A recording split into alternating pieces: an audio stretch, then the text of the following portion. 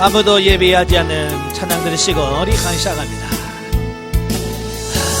아무도 예배하지 않는 그곳에서 주를 예배하리라. 아무도 찬양하지 않는 그곳에서 나 주를 찬양하리라. 누구도 헌신하지 않는 그곳에서 주께 헌신하리라. 누구도 증거하지 않는 그곳에서 나 주를 증거하리라. 내가 방금 먹은 땅 주를 예배하게 하소서. 주의 보혈로 덮어지게 하소서. 내가 선 이곳 주의 거룩한 것 되게 하소서. 주의 향기로 물들이소서. 아멘. 기도하겠습니다. 은혜로우신 아버지, 오늘도 우리를 사랑하셔서 훈련의 장소로 인도하시고 마태복음의 말씀을 같이 나누게 하셔서 감사합니다. 말씀을 할 때 그 말씀들이 살아있는 말씀의 생명의 말씀이 될 수 있도록 성령께서 도우시고 은혜 베풀어 주옵소서. 시종을 주님께 맡겨오며 예수님의 이름으로 감사하며 기도합나이다. 아멘. 예, 이 시간 우리 마태복음 21장입니다. 교재 102페이지. 102페이지에 보시면 마태복음 21장이 나오게 되어지는데요. 21장은 그 예루살렘 승리의 입성과 성전 정화 및 정치, 종교 지도자들과 논쟁을 벌인 그 사건에 대해서 말씀해주고 있어요. 어찌 보면 마태복음 28장까지 있는데요. 그 중에서 21장부터 28장까지가 마지막 예수님의 공생애 중에 마지막 한 주간에 일어난 일들을 기록한 부분이에요. 그러니까 얼마나 예수님께서 3년 동안 하신 것이 많겠어요. 그럼에도 불구하고 이 마지막 한 주간에 집중해서 보도하고 있다는 얘기예요. 그만큼 이 한 주간, 이 한 주가 굉장히 중요한, 우리 구속사를 이루는 데 있어서 매우 중요하다라고 하는 걸 기억하시면 좋겠습니다. 자, 오늘 이제 1절부터 11절은 예루살렘 입성에 대한 부분인데요.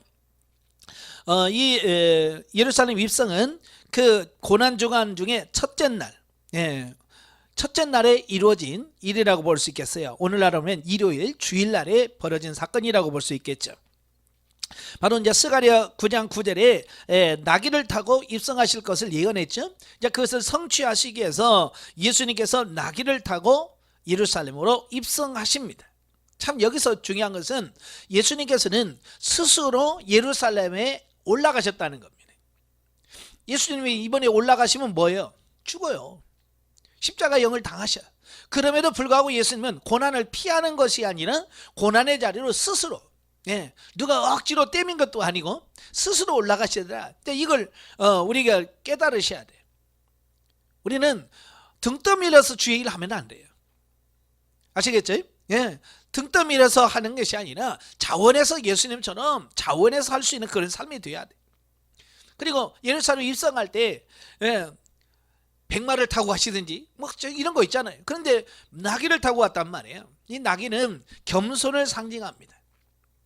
그래서 만왕의 왕으로 오신 예수님이시지만 스스로 자기 자신을 낮추고 겸손하게 겸손한 그런 모습을 보게 됩니다. 또한 메시아이자 왕이신 예수님께서는 새끼 나귀를 타고 예루살렘에 입성하심으로써 자신의 신분을 공개적으로 드러냄과 아울러 바로 스가랴 9장 9절의 말씀을 메시아가 오면 나귀를 타고 온다라고 하는 그 말씀을 알고 있기 때문에 예수님께서 스스로 나귀를 타셨다는 얘기는 뭐예요? 내가 메시아라, 이제 이걸 공개적으로 나타내는 어떤 이제 그런 부분이라고 할 수 있겠죠. 너 자신의 지상생에 있어서 남은 마지막 한 주간이 고난의 연속으로 첨철될 것이라는 사실을 미리 나타내주고 있습니다. 자, 12절부터 17절까지는 성전 정화 사건인데요. 자, 오늘은 이제 둘째 날, 고난주간 중에서 둘째 날, 지금으로 말하면 월요일, 예, 월요일에 있었던 일인데요. 바로 타락한 성전을 정화시키는 그런 부분들이에요. 예수님께서 그 성전 안에 들어가니까요. 장사하는 자들이 장사하는 자들로 꽉 차 있는 겁니다. 그때 예수님께서 분노를 표현하셨어요. 그래서 채찍을 만들어서 상을 엎으시고 그들을 내어 쫓아내셨습니다. 자, 이건 뭘 말하냐? 타락한 유대 종교를 결국 용납할 수 없는 주님 자신의 공의로운 성품 때문이었다라고 하는 겁니다. 예수님께서는 좀체 분노를 갖지 않으셔야 돼요. 그죠? 분노를 갖고 계시지 않으셨어요. 그럼에도 불구하고 오늘은 그 모든 분노를 표현하셨다고 말입니다. 그러나 여기서 말하는 분노라고 하는 것은 육신에서 나오는 분노일까요? 아니면 영에서 나오는 분노일까요? 바로 이제 이걸 구분하셔야 돼. 화를 내도 영적인 부분이냐 육적인 부분이냐. 우리는 주로 영적인 거 갖고 화내요, 안 내요? 잘 안 냅니다. 영적인 거 가지고 화내요. 뭐 갖고 화냅니까? 육신적인 거 가지고 화냅니다. 내 기분 나쁘다고 화내고 내 말 안 듣는다고 화내고 바로 이제 육신적인 거예요. 그러나 예수님은 그게 아니라 하나님을 향한 열심, 영으로서 나온 그 분노라고 할 수 있겠죠. 그래서 그건 죄가 될 수가 없는 거예요. 그래서 성전에서 돈 바꾸는 일과 비둘기 파는 일, 이런 일들을 다 엎으셨어요. 사실은 이 성전에서 돈을 바꿔주는 일이라든지 비둘기 파는 일은 그 하나님을 경배하러 오는 사람들의 편의를 도모하는 명목하에서 시작된 겁니다. 그죠? 이제 광야에서는 다 뭉쳐있기 때문에 뭐 그럴 필요 없습니다만은 이제 가나안을 정복하고 정착하면서 이 성전이 예루살렘에 세워지면서 문제가 생긴 게 뭐냐면 저 멀리서 예루살렘까지 오는데 길게는 2, 3일 걸리기도 하고요. 자, 그런단 말이에요. 그러니까 그 2, 3일 동안 걸어오면서 염소 끌고 오고 양 끌고 오는 게 쉽겠어요, 어렵겠어요? 네, 어렵죠. 또 오는 중에 병이 생기기도 하고. 그러다 보니까 이제 편의를 제공하기 위해서 뭘 말하냐면 자기 고향에서 염소를 팔아요. 돈을 주고 팔아. 그래서 그 돈을 가지고 예루살렘에 와서 예루살렘 근처에서 양을 사거나 염소를 사서 제사를 드릴 수 있도록 이렇게 편의를 제공해 주는 겁니다. 비둘기도 마찬가지고요. 근데 사람들의 속성이라는 게 그런 거예요. 우리말에도 그런 말 있잖아요. 서 있으면 앉고 싶고, 앉고 있으면 눕고 싶고, 눕고 잡고 싶다고. 이 편의를 자꾸 제공해 주면요, 사람들은 자꾸 더 게을러지고요, 더 나태해져요. 이게 그거예요. 이스라엘 백성도 마찬가지예요. 그들을 위해서 편의를 제공해 줬는데 도리어 그들은 그 편의를 자꾸 이용해서 죄를 짓고 더 나빠져요. 그래서 어찌 보면 오늘도 교회에서도 마찬가지예요. 너무 평신도 위주로, 그 평신도 편하게 막 하면 안 돼요. 그렇다고 해서 군리라는 말은 아니고, 이 인간적 편의가 결국 영적 게으름으로 갈 수 있는 거예요. 지금 우리 한국교회가 자꾸 인본주의로 흘러가는 게 뭐냐면, 목회 중심이 하나님 중심이 아니라 자꾸 성도 중심으로 내려가다 보니까, 그죠?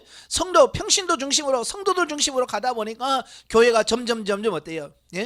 성도들이 1시간 이상 예배 드리면 지루하다. 그러니까 예배 시간 자꾸 줄여요.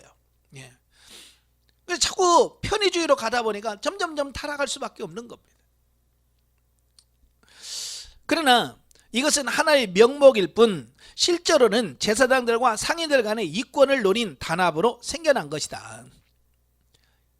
처음에는 편의를 제공할 목적으로 세웠는데 이 편의에서 뭐가 포함되냐면 이 이권, 돈 문제가 개입을 하는 겁니다. 우리도 그러죠.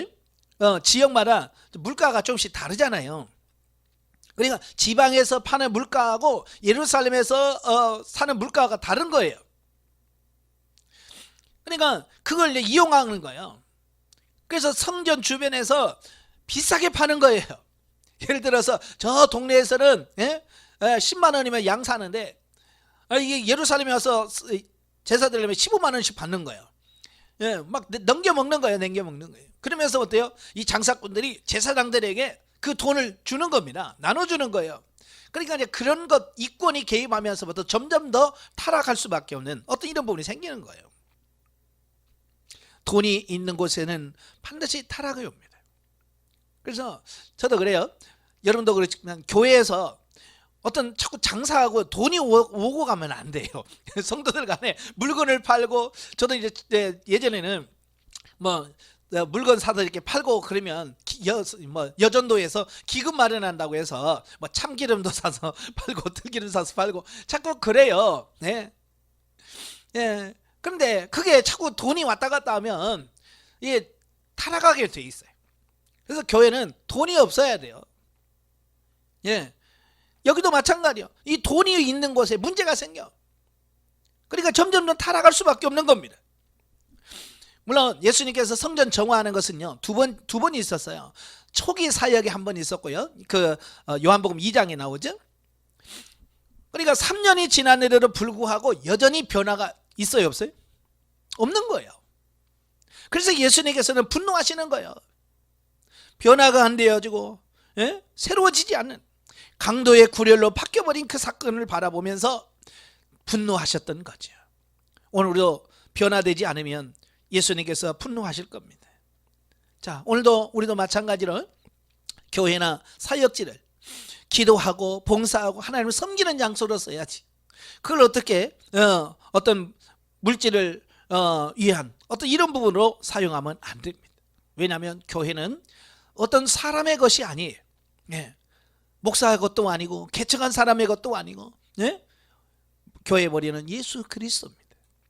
그래서 오직 예수 그리스도를 위해서 행하는 것이 교회가 되어야 된다는 걸 꼭 기억하시면 좋겠고요. 자, 8절부터 22절까지면 무화과 나무 저주 사건이 나옵니다.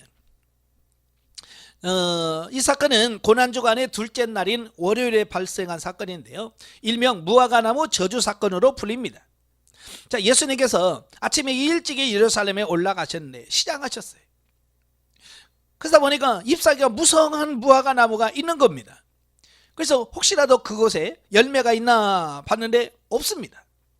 근데 중요한 것은 그때가 태양력으로 3월 4월입니다 그러니까 아직 무화과가 열리지 않을 때예요. 보통 이제 5월 6월에 그 무화과가 열리거든요. 그런데 예수님께서는 그 무화과 나무 아직 때도 아닌데 그 나무 밑에 가셔서 열매를 찾으셨다는 겁니다. 예. 자, 이것은 뭘 의미하느냐? 열매가 없다고 또 저주해서 그 나무를 말라 죽게 만들잖아요. 자, 이건 뭘 말하냐면 하나의 상징적 행동이었다라고 하는 것을 알 수 있습니다. 아직 때가 아님에도 불구하고 예수님께서는 거기서 잎사귀가 무성한 그 나무를 저주하심으로 인해서 뭔가 그들에게, 이스라엘 백성들에게 던지는 메시지가 있더라는 겁니다. 그게 뭐냐? 잎사귀만 무성하고 열매 없는 무화과 나무를 저주하심으로써 경건의 모양은 있으나 경건의 능력이 없었던 이스라엘 백성들에 대한 멸망을 상징적으로 보여준 사건이다, 그 말입니다. 이걸 통해서 우리에게 질문하셔야 돼요. 나는 정말 열매를 맺고 있나? 나는 정말 주님이 원하시는 그런 열매를 맺고 있나?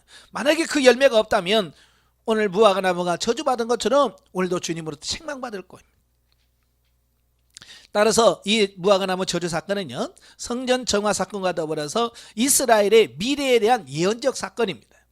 즉 성전 정화 사건은 타락한 유다 종교에 대한 파산을 선언한 내용이라면, 바로 무화과 나무 저주 사건은 이스라엘의 멸망을 예언하고 있습니다. 그 예언대로 AD 70년에 로마의 디도의 장군에 의해서 실제로 예루살렘 성이 무너짐으로 이 말씀이 그대로 성취되어지는 이런 부분을 보게 되죠.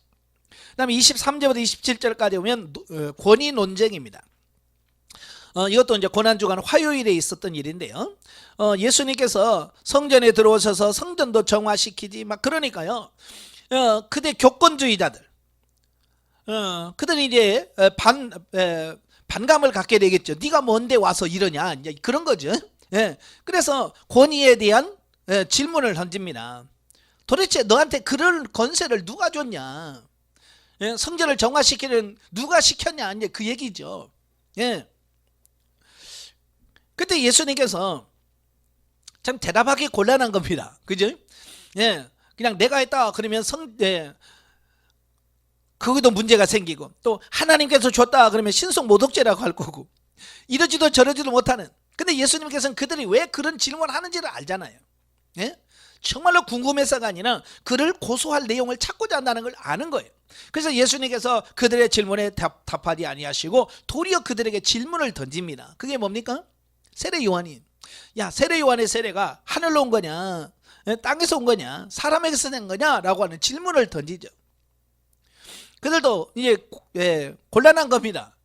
하늘에서 왔다 그러면 왜 안 믿냐 그러고, 사람에서 났다 그러면 다른 사람은 다 선지자로 인정하는데 너 왜 너희들은 선지자로 인정 안 하냐. 그러니까 이러지도 못하고 저러지도 못하는. 그러니까 뭐라고 그래? 에이, 우리 잘 모르겠다.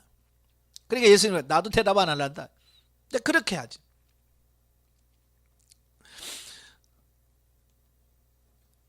자, 그 다음에 28장 8절부터 32절이면 두 아들의 비유에 대한 말씀이에요. 예수님께서는 유대 교권자들의 불의와 이손을 폭로하기 위해서 이 비유를 사용하셨는데요. 한 사람에게 두 아들이 있습니다. 그 한 사람은 누구냐? 하나님을 상징해요. 하나님을 의미하고요. 맏아들은 누구냐? 유대 교권주의자들. 그리고 둘째 아들은 누구냐? 그들이 그렇게 무시했던 창기와 세리들을 가리킵니다. 비유하죠. 그래서 맏아들은 처음에는 아버지가 야, 포도원 가서 일해라. 그러니까 예, 하겠습니다. 아주 순종하는 것처럼 하죠. 그러나 결국 대답만 해놓고 안 가. 이에 마찬가지로 유대 교권주의자들은요, 그 아버지의 유업을 물려받을 맏아들과 같이 온갖 종교적 특권과 기득권을 향유하면서도 하나님의 말씀에는 순종하는 듯 하지만 정작 하나님께서 보내신 메시아와 선구자 세례 요한과 메시아의 말씀에는 귀를 기울이지 않고 배척하고 심지어 죽기까지 했다라고 하는 겁니다. 그러니까 그들은 순종하는 척만 하지 실제로는 순종하지 않는 그들의 모습을 맏아들로 비유를 한 겁니다. 반면에 둘째 아들은 뭐예요? 겉으로는 아, 싫어요, 난 가요 라고 했단 말이에요. 그러니까 겉으로 보면 그들이 반항하는 것처럼 또 반율법적으로 보입니다. 그러나 세례 요한이 왔을 때 그들은 뭐였어요? 제일 먼저 와서 회개했습니다. 예수님께서 오셔서 말씀을 전할 때 그들이 제일 먼저 와서 말씀을 듣고요, 은혜 받았습니다. 때문에 예수님께서는 세리와 창기들이 유대 교권주의자들보다 먼저 천국에 들어갈 것이다 라고 선언합니다. 결국 본문은 유대 교권주의자들의 위선을 폭로함은 물론 그들에 대한 예수님의 심판 선언까지도 함축되어져 있다라고 하는 것을 보게 됩니다. 자, 여기서 중요한 것은 뭐예요? 주여 주여 하는 자마다 천국에 들어갈 수 없다라고 하는 말 잘 기억하셔야 돼요. 말로만 그럴싸하게 신앙생활할 건 의미가 없어요. 또 한 가지는 우리가 내가 가지고 있는 신분이나 직분이 천국으로 인도할 수 없다는 걸 알습니다. 지금 이 교권주의자들은 다 누굽니까? 대제사장, 제사장, 서기관, 그런 사람들이에요. 근데 그들에게는 구원이 없다고 말합니다. 누구한테 구원이 있습니까? 예수 그리스도를 믿고 순종하는 사람에게만 구원이 있다라고 하는 사실입니다. 그래서 믿음과 순종으로 천국에 들어갈 수 있다는 걸 꼭 기억하시기를 바라고요. 우리도 순종할 수 있는 여러분 되시길 바랍니다. 그 다음에 33절 46절까지면 악한 농부의 비유입니다. 이 압달락의 두 아들의 비유가 그 유대 교권주의자들이 하나님 말씀에 불순종한 소극적인 측면의 죄악을 지적한다면, 이 악한 농부의 비유에서는 하나님을 대적하는 적극적인 측면에서의 죄악을 지적하고 있습니다. 따라서 본문의 악한 농부의 비유는 두 아들의 비유가 지니고 있지 않은 여러 가지 사실도 포함하고 있습니다.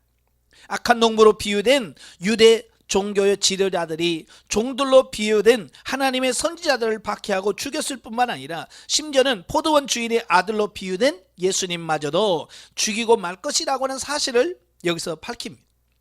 그리고 하나님 나라의 축복이 유대인들의 불순종으로 인하여 이방인들에게 옮겨질 것이라는 사실을 여기서 밝히고 있습니다. 그러니까 여기서 두 가지 말씀해 주고 있는데요. 그 뭐냐면 하나님께서 아무리 그들에게 구원을 주시려고 해도 그들이 스스로 그걸 받아들이지 않고 배척하면 구원에 이를 수 없다라고 하는, 아시겠죠? 그러니까 하나님이 아무리 구원을 시키려고 해도 우리가 불순종하면, 그 하나님에 대한 말씀에 응답하지 않으면 그 구원이 이루어질 수 없다는 얘기예요. 또 한 가지는 뭐냐면 복음을 받아들이고 순종하는 자에게 구원이 있다. 이 원리를 가르쳐주고 있습니다. 오늘 우리도 마찬가지입니다. 하나님의 말씀을 듣고 그 말씀을 받아들이고 그 말씀에 순종하시는 여러분이 되셔야 돼요. 자, 넘겨서 영적에 보죠. 12, 13절에서 예수님께서 성전을 정결케 하신 내용이 나온다. 영적인 의미로 우리의 영혼 몸이 진리로 거룩하게 세워져서 삼위일체 하나님의 정결한 성전이 되어야 된다라고 하는 것을 말씀해 주고 있습니다. 우리가 강의를 통해서 우리 자신의 성전이라고 계속해서 말씀하고 있습니다.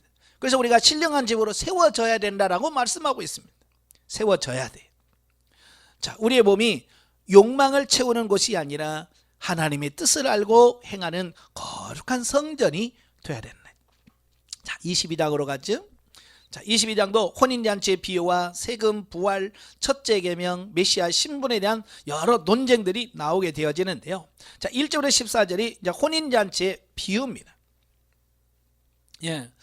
그 앞에 마지막 단락이었던 악한 농부 비유에서 계속되는 부분인데요.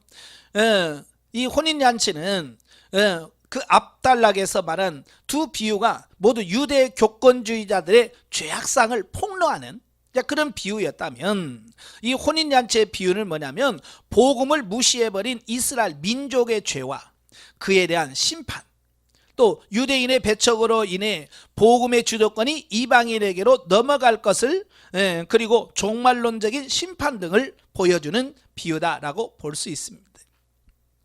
자, 여기서 잔치를 벌려놓고 초청을 하잖아요. 와라. 그런데 뭐예요? 안 온단 말이에요.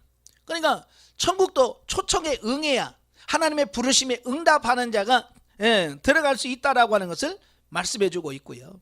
또 두 번째로 세상 일에 열심을 품으나 하나님의 일에 관심이 없는 자들은 구원을 받을 수 없다는 겁니다. 아무리 잔치를 벌려놓고 오라고 그래도 뭐요? 나 소 사서 이거 길들이러 가야 돼요. 난 지금 장가 가서요. 나는 지금 사업차 바빠서. 이런 사람 바쁘다 핑계대는 사람은 하나님의 나라에 합당하지 않다는 얘기예요. 우리도 목회하면서 우리는 세상 일에 너무 바쁘면 안 돼. 아시겠죠? 예, 세상 일에 너무 바쁘면 안 되고요. 오직 하나님을 위해서 힘쓰는 여러분 되셔야 돼요. 그리고 예복을 입어야 돼요. 잔치를 벌려서 왔는데 예복을 입지 않은 사람이 있어요. 예복이라고 하는 것은 변화된 삶을 말해요. 예, 성도가 입는 어린 양의 신부들이 입는 그 세마포옷은 성도들의 옳은 행실이에요. 그래서 우리가 변화된 삶을 가지고 그 잔치에 참여해야지, 우리가 변화되지 않는 우리의 모습을 가지고 잔치에 참여할 수 없다는 것을 비유로 말씀해 주고 있습니다. 그래서 우리가 영성훈련을 통해서 우리 자신이 날마다 새로워지고 날마다 변화되어지는 여러분이 되셔야 돼요.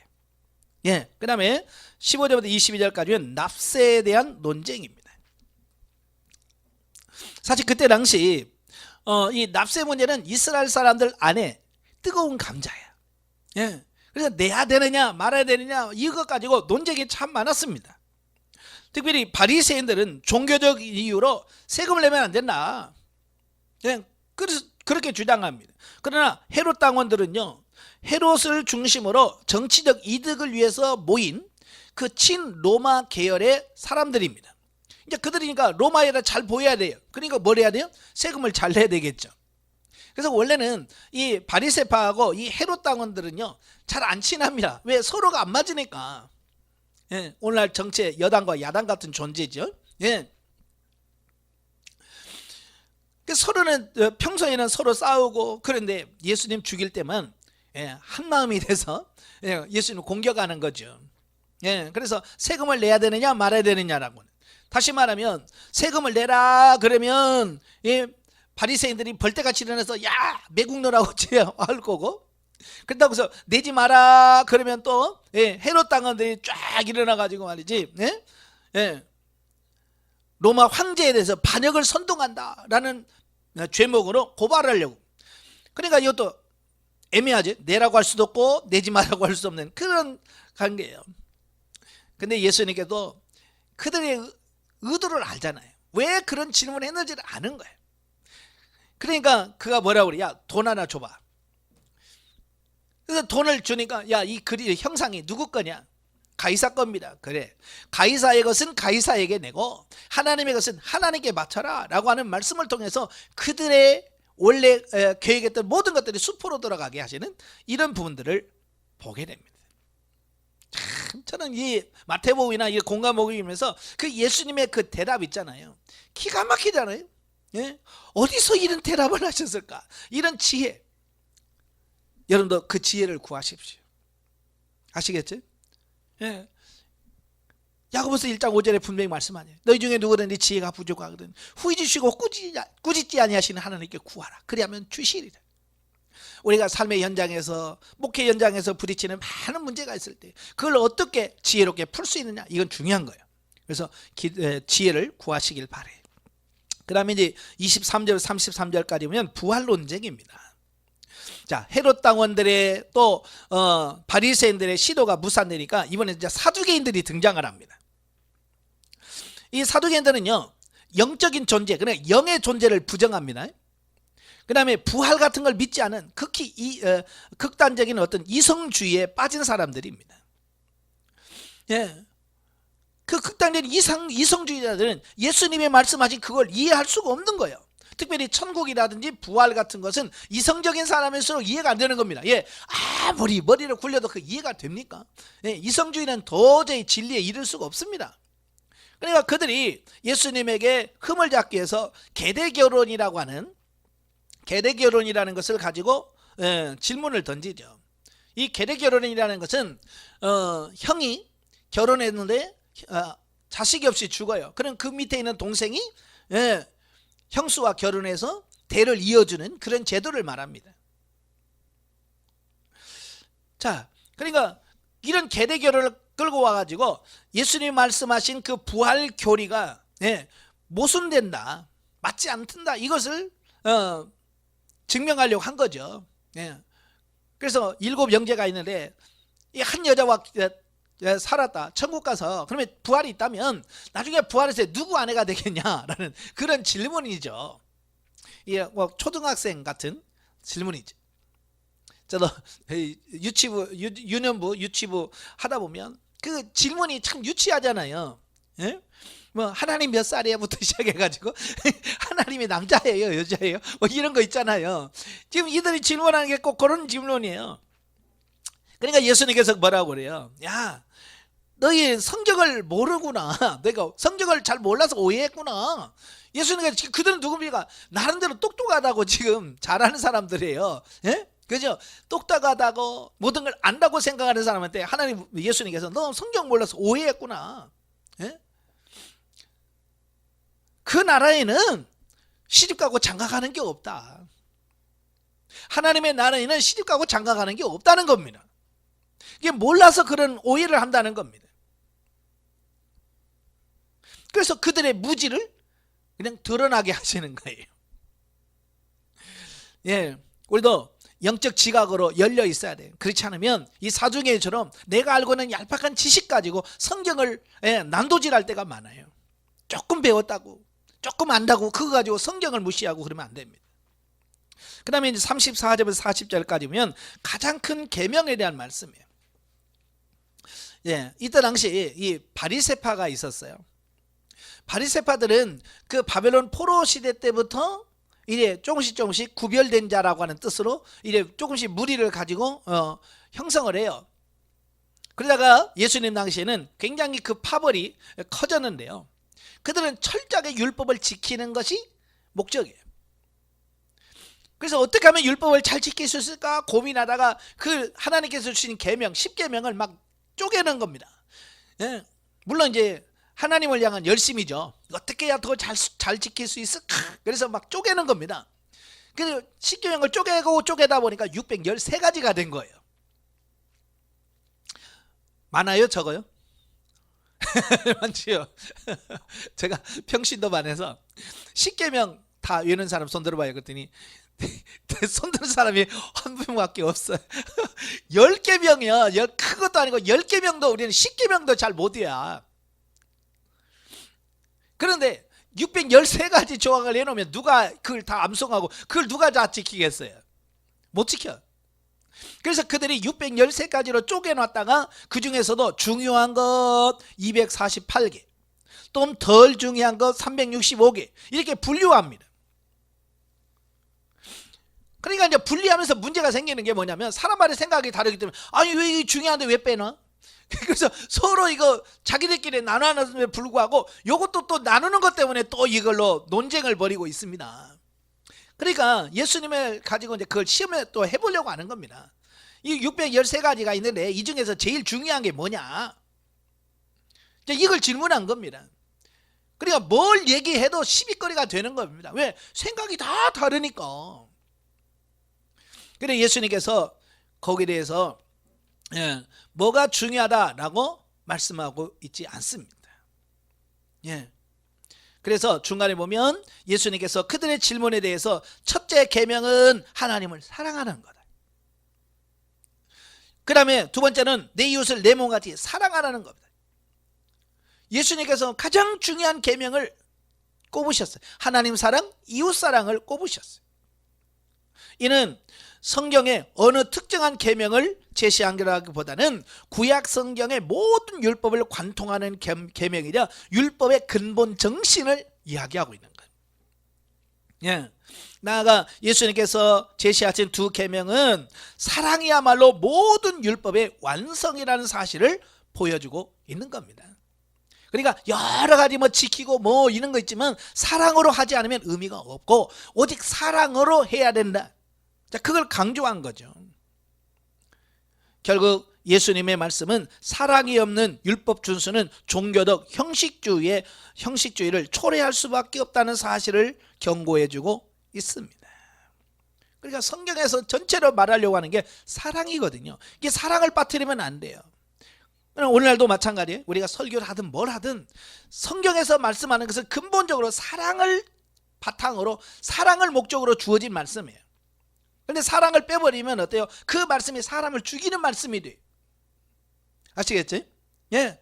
우리가 많이 전에도 말씀드렸지만 많이 문자 가지고 사람을 치는 게 뭐냐? 눈엔 눈으로 이는 이라고 하는 그 말씀 가지고 사람을 정죄하고 판단하고 막 이런단 말이에요.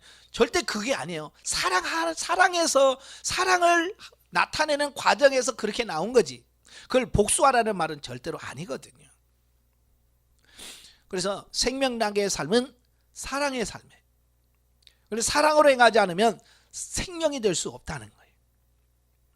자, 그 다음에 41절에서 46절에 보면 다윗의 주가 되시는 그리스도. 이제 계속 난해한 질문을 받다가 이제 예수님께서 시편 110편 1절 말씀을 인용하면서 그들에게 아주 대답하기 곤란한 질문을 던지셨어요.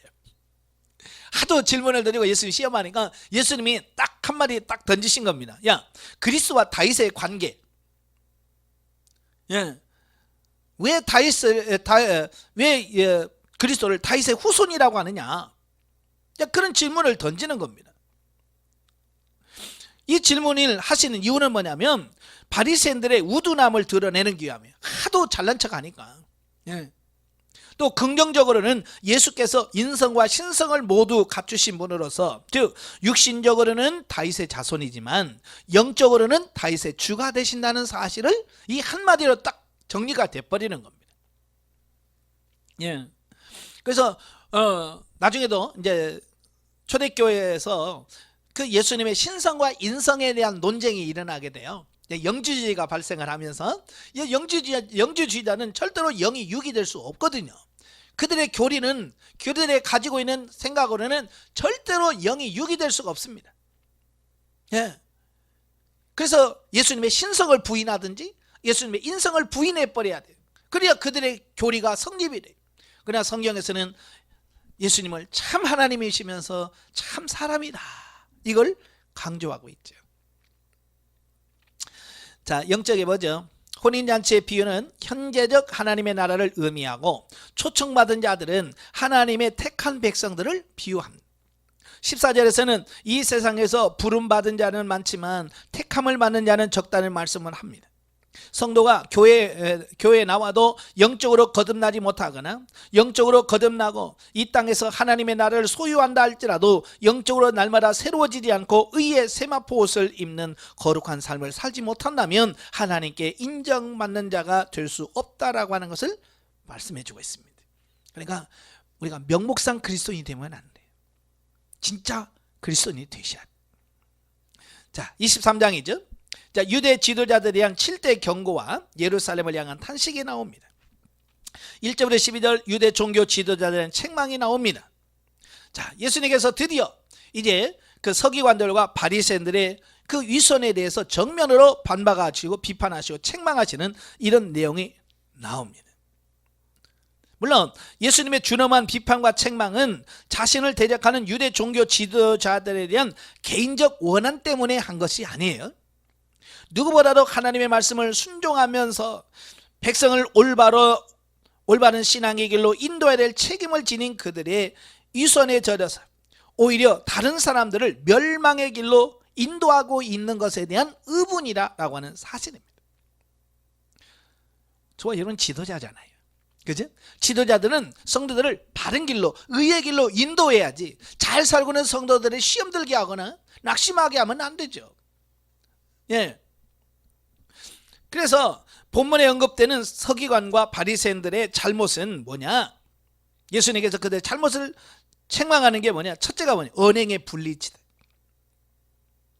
말과 행동이 다르다는 겁니다.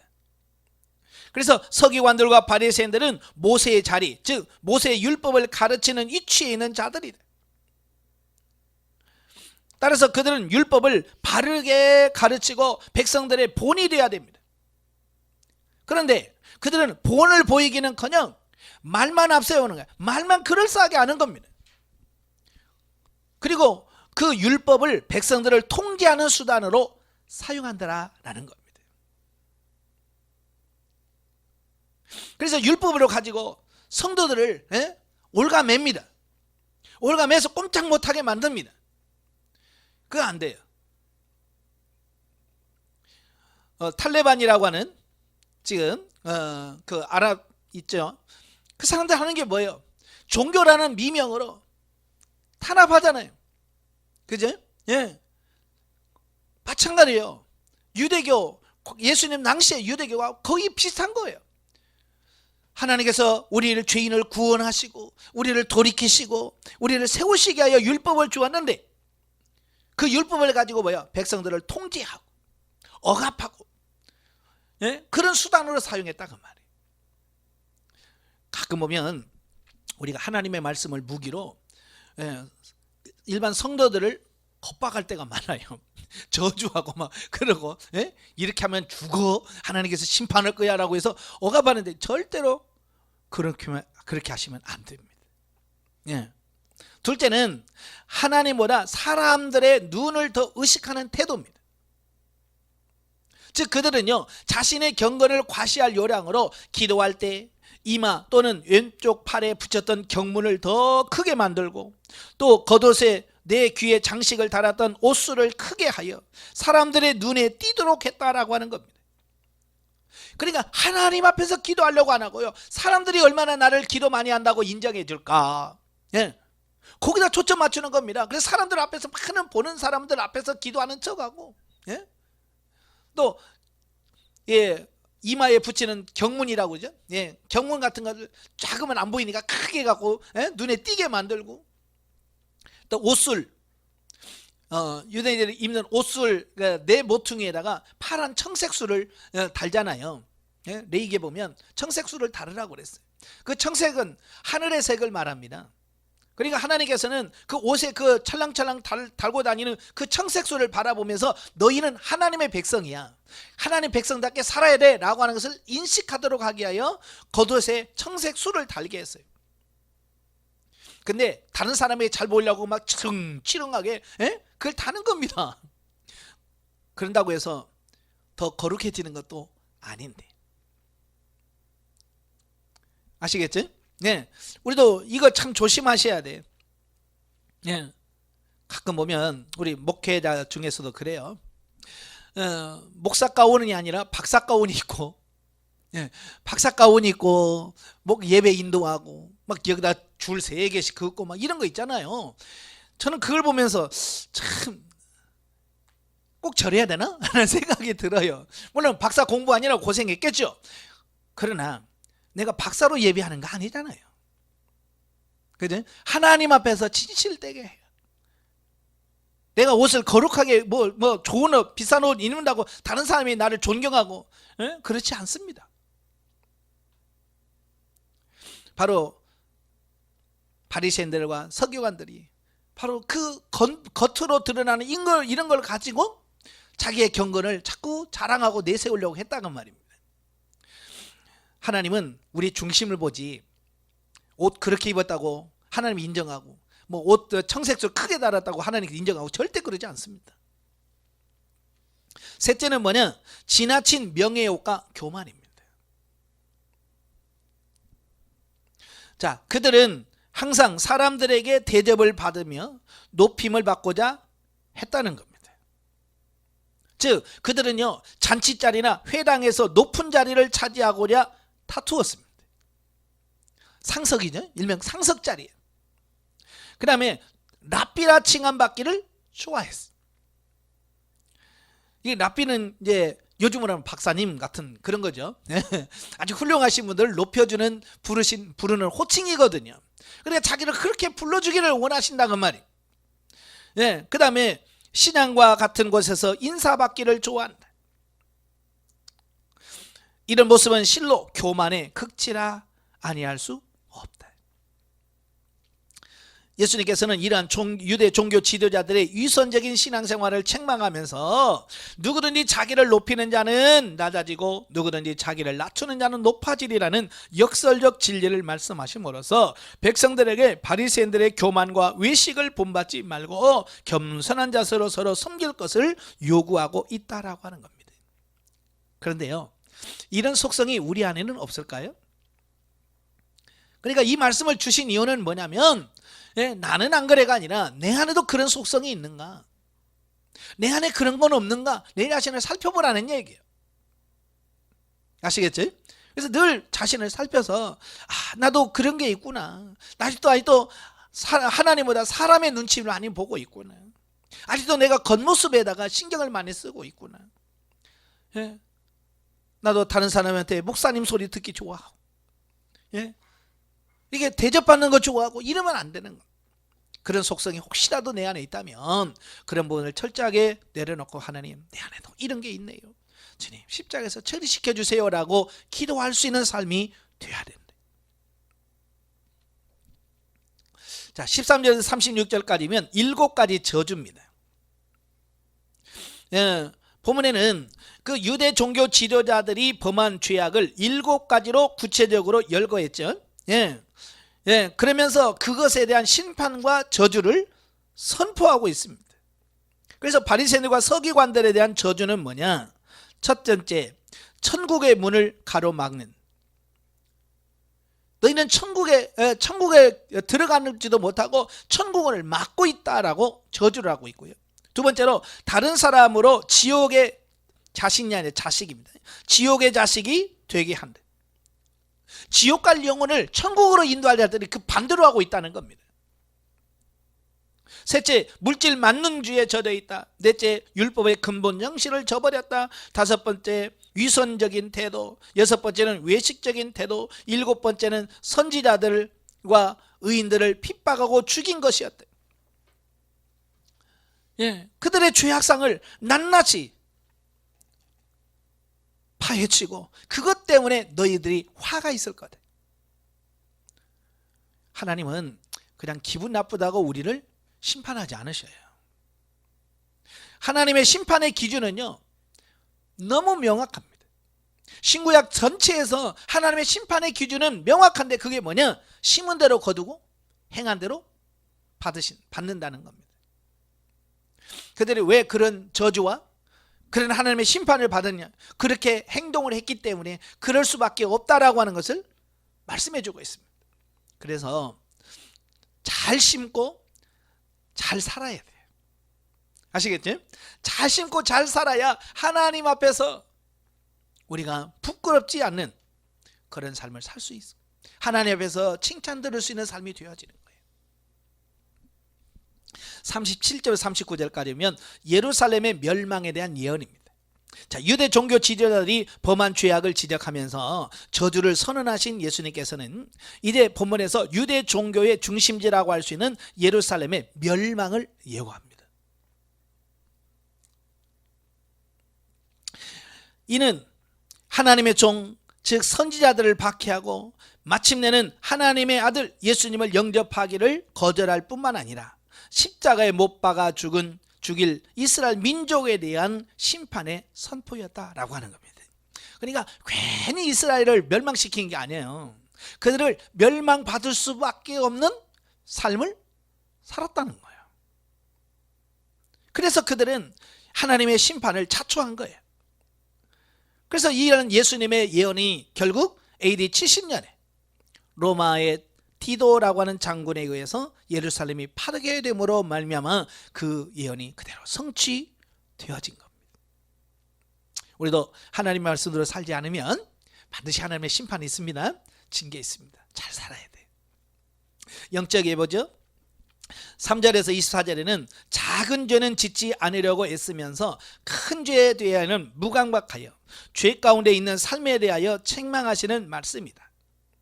행위적인 일에는 중점을 두지만 본질적인 부분, 곧 율법의 근본이 명하는 의와 인과 신, 곧 영중심의 삶을 등한히 하는 모순된 태도는 외식하는 신앙이다. 이게 정말 중요한 겁니다.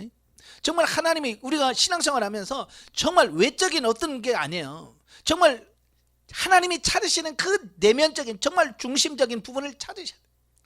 우리가 성경을 읽으면서도 그래요. 표면적으로 드러나는 게 아니라 이 말씀을 통해서 주님이 뭘 말씀하시려고 하지? 그죠? 하나님께서 뭘 말씀하시려고 하나 그 중심을 찾아야지. 그렇지 않으면 외식적인 어떤 껍데기 신앙에 우리가 매일 수밖에 없다는 겁니다. 그래서 우리가 늘 기도하시면서 그 중심을 찾으셔야 돼요. 외식하는 자들의 삶은 외적인 행위를 볼 때 거룩해 보이지만 그 속은 죄가 가득하다. 우리에게도 외적으로 드러나지 않고 내면에 감추어진 죄의 부분들이 있는지 말씀에 비추어 점검하고 온전히 성령님의 다스림을 받아야 할 것이다. 왜냐하면 하나님은 우리의 외모를 보지 아니하시고 우리를 중심을 보시기 때문에 그렇습니다. 그냥 하나님도 우리 외모만 본다면 우리도 그냥 하는 척만 하면 돼. 그지? 눈치 슬슬 보면서 하는 척만 하면 돼. 근데 하나님은 우리 중심을 보기 때문에 하는 척만 해가지고는요 안 통한다고 말이에요. 진짜로 바뀌어야 돼. 24장입니다. 24장은 말세의 징조와 재림에 대한 예언들이 나옵니다. 1절과 2절은 예루살렘 성전 파괴에 대한 예언입니다. 자, 보면은 그 앞장에서 30절에 39절에서 언급된 예루살렘 멸망 예언의 연속 기사로 도둑과 강도의 구렬이 되어버린 예루살렘 성전에 대한 파멸 예언입니다.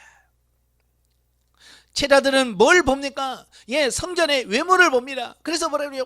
주님, 이 돌 보세요. 와, 이 이쁘잖아요. 이렇게 성전을 이쁘게 짓다니요. 그리고 그 헤롯이 46년 동안에 걸쳐서 이스라엘 백성들의 환심을 사게 해서 지었으니 얼마나 삐까뻔쩍하게 지었겠습니까? 그죠? 그래서 그들은 이 성전의 외모에 취해 있는 거예요. 근데 예수님께서 뭐라고 그래요? 예? 이 성전은 돌 위에 돌 하나 없이 다 무너질 거다. 자, 그걸 말씀해 주고 있습니다. 왜냐하면 겉은 번지를 하는데 이 성전의 기능을 상실했단 말이에요. 강도의 구렬로 만들었단 말이에요. 그러니까 겉이 아무리 화려하고 뭘 해도 의미가 없는 거예요. 성전의 의미는 가장 중요한 게 뭐라고 그랬어요? 예, 하나님이 그 안에 거하시고 하나님이 그 안에 머물 수 있는가? 이게 성전의 가장 기본적인 거예요. 하나님이 계시지 않는다면 그건 성전이 아니죠. 그죠? 예.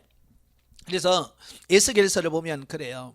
왜 하나님께서 그 예루살렘 솔로몬이 지었던 그 성전을 그 파괴시켜야 되는가라고 하는 부분을 설명하면서 그 성전에서 하나님의 영광이 어때요? 떠나시잖아요. 그죠? 수레바퀴 같은 것이 뜨면서 하나님의 영광이 동쪽 문을 향해서 나가요. 하나님이 떠나니까 더 이상 그 성전이 아닌 거예요. 그러니까 어때요? 그 성전이 철저하게 무너져 버리는 거예요. 오늘 여러분도 마찬가지예요. 내가 왜 성전입니까? 여러분이 왜 성전이에요? 우리 안에 하나님이 계시기 때문에, 하나님이 내 안에 계시기 때문에 성전이지, 하나님이 거하지 않는다면 나는 아무 의미가 없어요. 과연 여러분 안에 하나님이 거하시는지, 그리고 내가 성전으로서 역할을 제대로 감당하는지 우리 자신을 되돌아보시길 바래요. 그래서 그 성전의 기능을 제대로 발휘하지 못하니까 결국 AD 70년에 이 성전이 철저하게 무너집니다. 자, 3절부터 14절까지면 종말의 여러 징조들, 예루살렘 멸망에 대한 선포를 하신 예수님께서 제자들과 함께 감람산에 올라가십니다. 그래서 감람산에서 강화, 설교를 하죠. 마태복음에 5개 5대 강화가 있는데 그 중에서 마지막 강화다라고 볼 수 있겠죠. 그래서 이 감람산 강화는 세상의 종말과 예수 그리스도의 재림에 관한 교훈으로 이루어져 있습니다.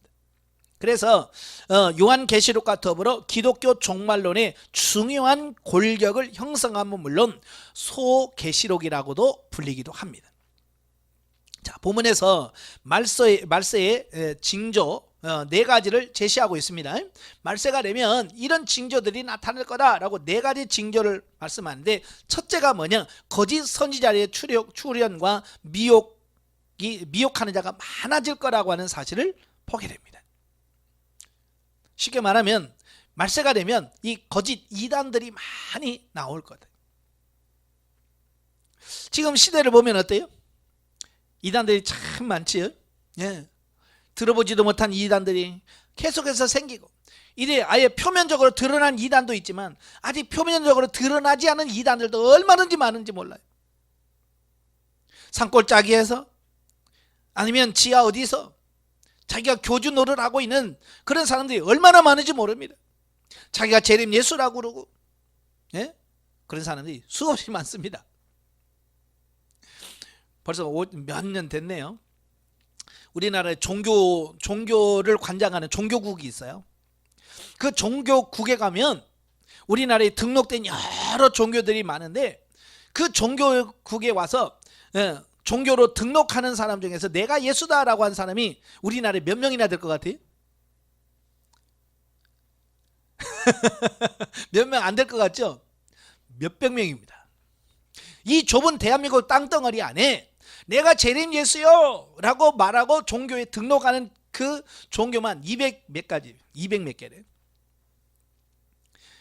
그러니까 이건 소수야, 소수. 그냥 대여섯 명 가지고도 그런 사람이 있고, 10명 가지고 하는 사람도 있고, 아주 소수들, 아예 드러나지도 않은 이단들이 많아요.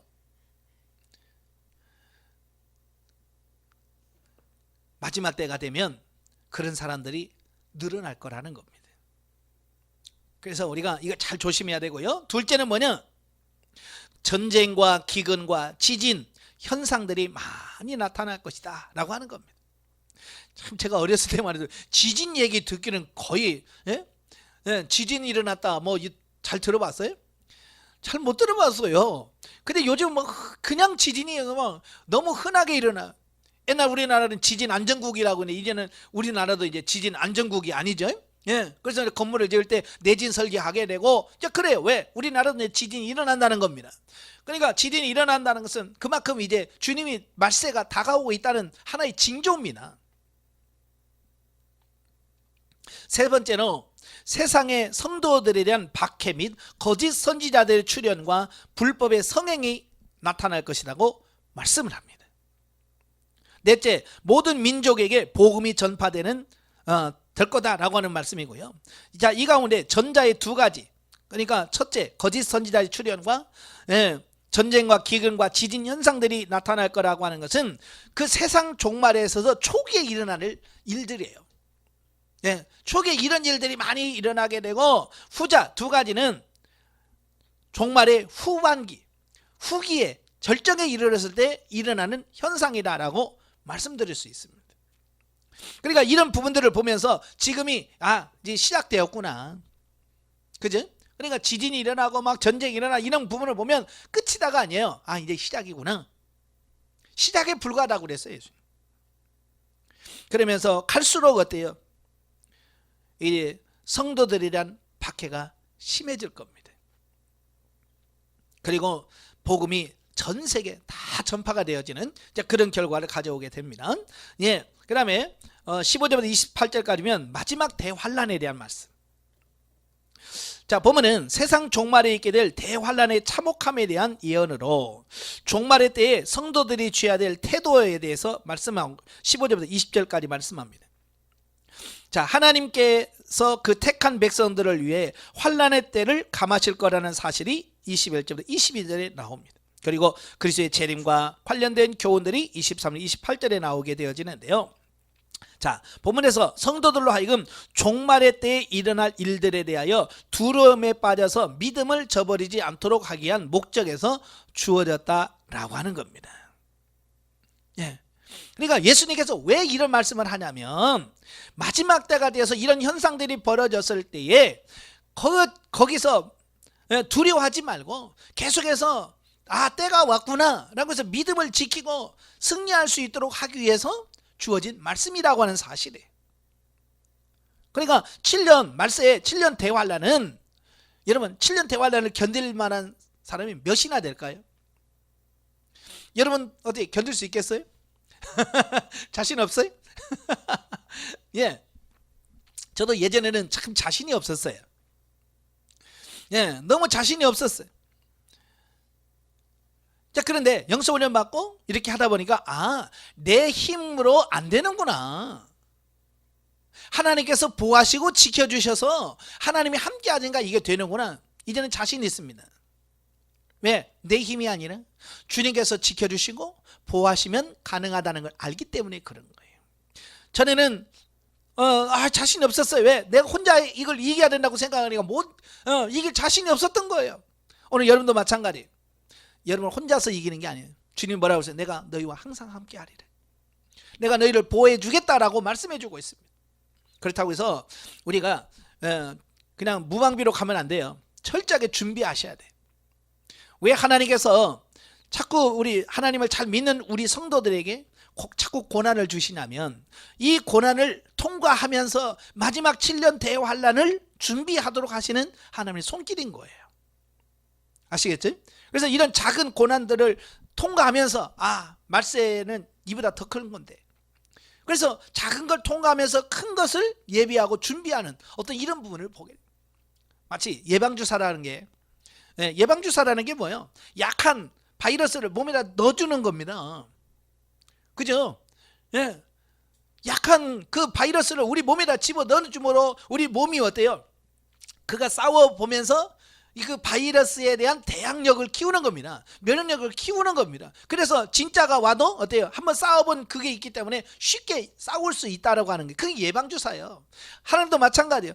왜 우리 믿는 사람이 고난을 자꾸 주시느냐? 예방주사 놓는 겁니다. 그래서 고난을 견뎌보고 이겨봐야 진짜 7년 대환란에 왔을 때 요것도 할 수 있어. 하나님께서 함께 하시면 이것도 이길 수 있어 라고 하는. 근데 고난을 한 번도 경험해보지 않는 사람들은 이 고난을 못 이긴단 말이에요.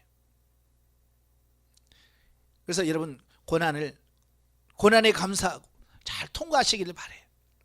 본서 예언들은 복합성을 지닌 바 본문은 대환란 역시 종말에 있을 대환란에 관한 예언이자 예루살렘 멸망에 있을 상황에 대한 예언으로 AD 70년 예루살렘 멸망 때에 이 예언이 성취됩니다.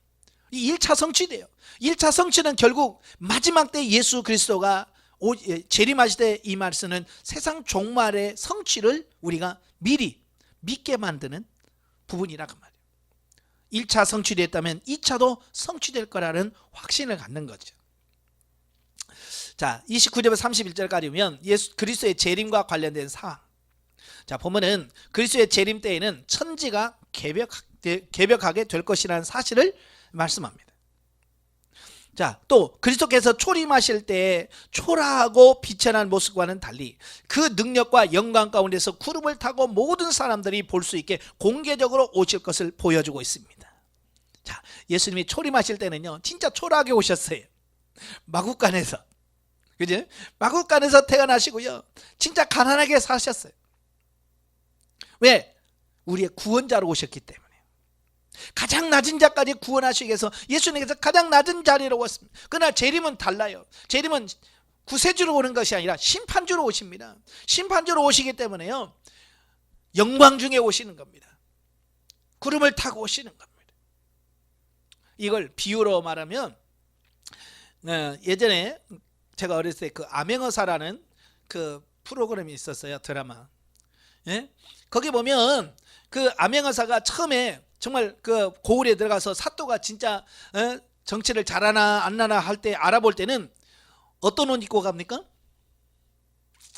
허름한 옷 입고 뜯어진 갓 쓰고 그렇게 가잖아요. 누가 봐도 저 거지야? 거지 아닌가? 라고 할 만큼 아주 초라하게 가요. 그래서 이곳저곳 다 살핍니다. 그러다가 이 사또의 잘못을 발견하고 이제 그를 징계할 때는 어떻게 갑니까? 그 옷 떨어진 옷 다 벗습니다. 그리고 왕이 하사한 옷과 그 꽃이 이렇게 꽂혀 있는 그 관을 딱 쓰고 영광에 딱 늠름하게 갑니다. 바로 그것과 똑같은 거예요. 초림할 때는 예수님께서 초라하게 오셨어요. 왜? 구원자로서. 그러나 재림하신 예수님은 심판하시기 때문에 영광 중에 오신다. 같은 예수님만 목적에 따라서 달라진다는 거예요. 따라서 이러한 본문은 앞단락에서 언급된 거짓 그리스도의 미혹으로부터 성도들이 벗어날 수 있도록 그리스도의 재림에 대한 정보를 제공해주고 있는 겁니다. 사실 예나 지금이나 많은 사람들이 자칭 그리스도라 주장하며, 또한 많은 사람들이 그리스도가 여기 있다 저기 있다고도 주장했으나 본문의 근거에 볼 때 모두 거짓 증거라는 사실을 보게 됩니다. 그래서 우리가 거짓에 속으시면 안 돼. 옛날 다미선교 때 얼마나 많은 교회와 많은 목회자들까지 헤매고 돌았는지 몰라요. 또다시 그러면 안 되겠죠. 그래서 우리가 분별력이 있어야 돼요.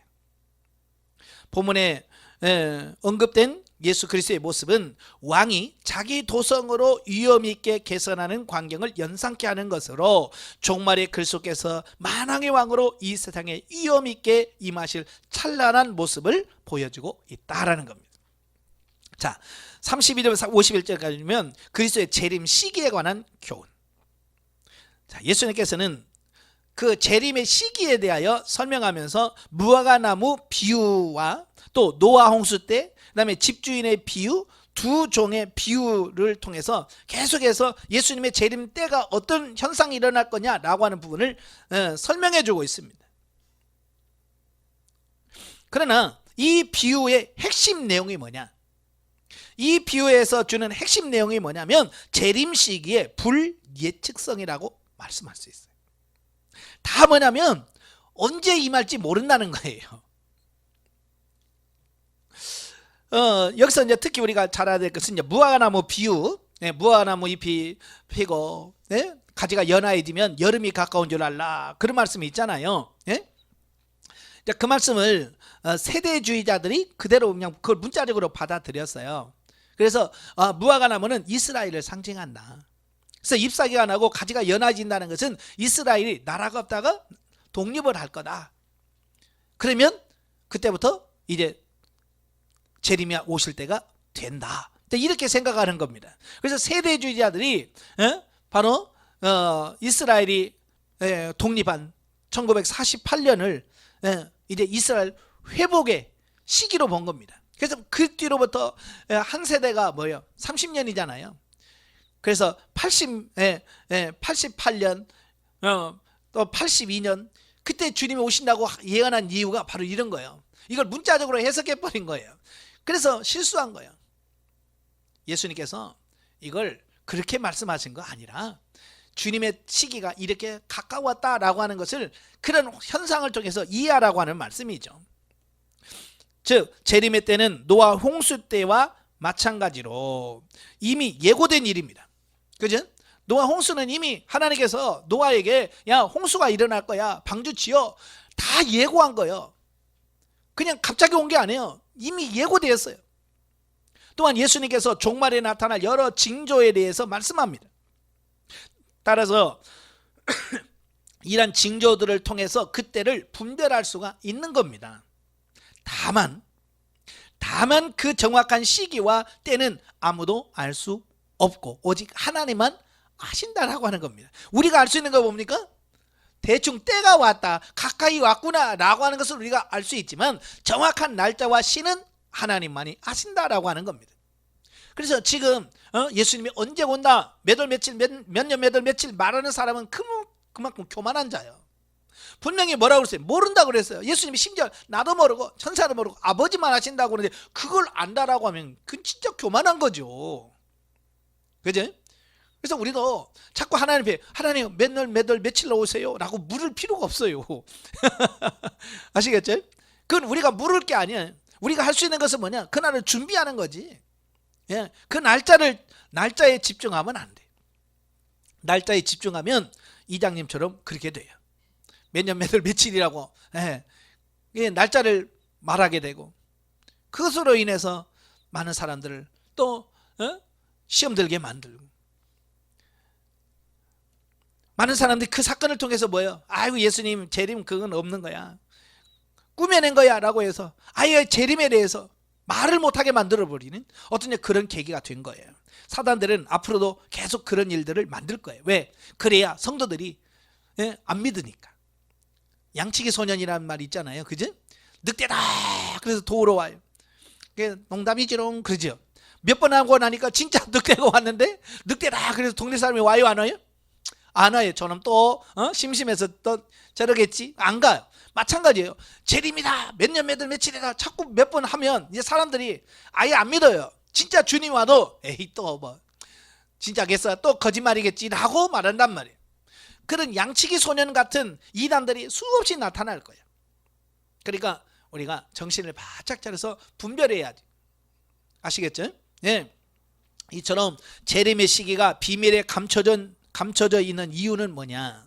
믿는 성도들에게는 항상 깨어 경성하게 하기 위함이다. 몰라서가 아니라 몰라야 깨어 있는 거죠. 알면 어때요? 예, 알면 언제 올 줄 알면 그 시간에 깨면 돼. 그래 모르니까 언제 일어날지 모르잖아요. 그러니까 항상 깨어서 경성하도록 하기 위한 하나님의 훈련 방식인 거예요. 주를 믿지 않는 자들에게는 임박한 종말의 하나님의 심판을 피하지 못하게 하기 위한 목적입니다.